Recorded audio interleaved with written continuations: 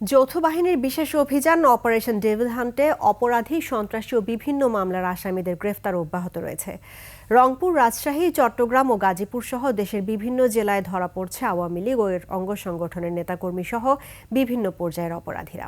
প্রতিনিধিদের তথ্য ছবিতে ইউসুফ হাসান নাইমের রিপোর্ট। অপরাধী ও সন্ত্রাসীদের ধরতে সারা দেশে অপারেশন ডেভিল হান্ট পরিচালনা করছে আইনশৃঙ্খলা রক্ষাকারী বাহিনী। রংপুরে মহানগর স্বেচ্ছাসেবক লীগের সহসভাপতি ওমর ফারুক লিংকন সহ ৫ আওয়ামী লীগ ও ছাত্রলীগের নেতাকর্মীকে গ্রেপ্তার করে পুলিশ।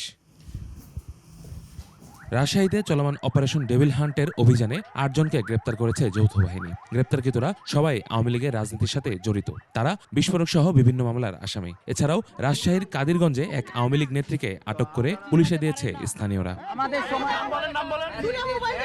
গাজীপুরে অভিযান চালিয়ে মেট্রোপলিটন এলাকায় ৬৯ এবং জেলা পুলিশের অভিযানে ১২ জনকে গ্রেপ্তার করা হয়। তারা আওয়ামী লীগের রাজনীতির সাথে জড়িত বলে জানায় পুলিশ।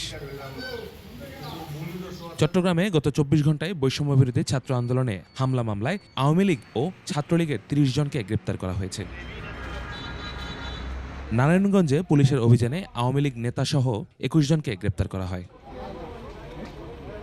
ভোলায় ২৪ ঘন্টায় অভিযানে জেলায় ২০ জনকে আটক করেছে যৌথ বাহিনী। নাশকতা ও অপরাধের সাথে জড়িত থাকার অভিযোগে তাদের আটক করা হয়। ফেনীতে অভিযানে আওয়ামী লীগ ও সহযোগী সংগঠনের ১৮ নেতাকর্মীকে গ্রেপ্তার করা হয়। এদিকে খাগড়াছড়ির পানছড়ি ও গুইমারায় পুলিশের অভিযানে আওয়ামী লীগ ও সহযোগী সংগঠনের নেতাকর্মী সহ ৭ জনকে আটক করা হয়।